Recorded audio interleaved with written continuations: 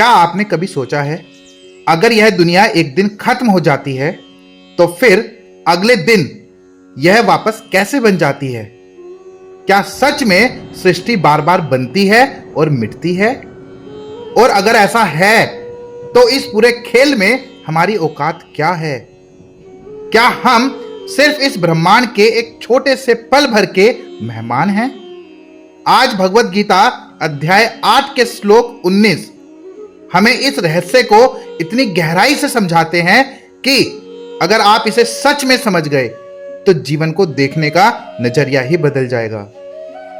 सोचिए, जिसे हम हमेशा का जीवन समझ रहे हैं वह असल में एक बहुत छोटा सा चक्र है, और यह पूरी सृष्टि जिसे हम इतना बड़ा मानते हैं वह भी एक दिन खत्म हो जाती है और फिर दोबारा बन जाती है।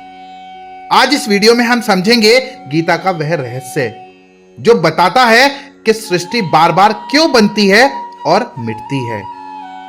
श्लोक नंबर 19 का अर्थ है कि हे अर्जुन, यह संपूर्ण सृष्टि बार बार जन्म लेती है और फिर बार बार नष्ट हो जाती है।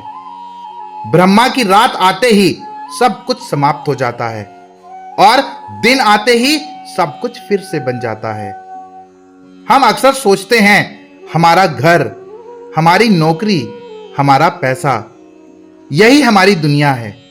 लेकिन गीता कहती है जिस सृष्टि को तुम स्थायी समझ रहे हो वह भी अस्थायी है। जिस ब्रह्मांड को तुम इतना विशाल मानते हो वह भी समय के साथ खत्म हो जाता है। सोचिए, जब पूरा ब्रह्मांड ही स्थायी नहीं है तो फिर हमारा अहंकार किस बात का?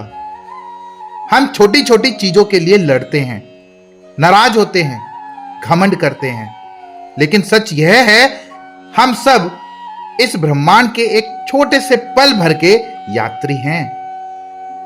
जब आप रात को सोते हैं तो आपकी पूरी दुनिया खत्म हो जाती है। आपका घर, आपके दोस्त, आपकी जिम्मेदारियां, सब कुछ गायब। और सुबह जब आप जागते हैं तो सब कुछ फिर से शुरू हो जाता है। बस इसी तरह ब्रह्मा का एक दिन हमारे अरबों वर्षों के बराबर होता है, और जब उनकी रात आती है तो पूरी सृष्टि समाप्त हो जाती है। फिर जब उनका दिन शुरू होता है तो वही सृष्टि फिर से बन जाती है। मतलब यह पूरा ब्रह्मांड एक बहुत बड़ा चक्र है। लेकिन गीता हमें यह ज्ञान क्यों दे रही है? क्योंकि श्री कृष्ण हमें समझाना चाहते हैं अगर सब कुछ अस्थायी है तो हमें किस चीज को पकड़कर रखना चाहिए? पैसा, नाम, शोहरत? नहीं। गीता कहती है जिस चीज को समय भी खत्म नहीं कर सकता वह है आत्मा। सृष्टि बदलती रहती है लेकिन आत्मा नहीं बदलती। इसीलिए जो व्यक्ति आत्मा को समझ लेता है वह इस दुनिया के झूठे मोह में नहीं फंसता। तो इसका समाधान क्या है?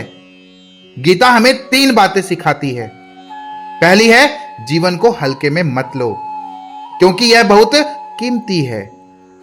दूसरा है, अहंकार छोड़ दो क्योंकि जिस दुनिया पर तुम घमंड कर रहे हो वह भी एक दिन खत्म हो जाएगी।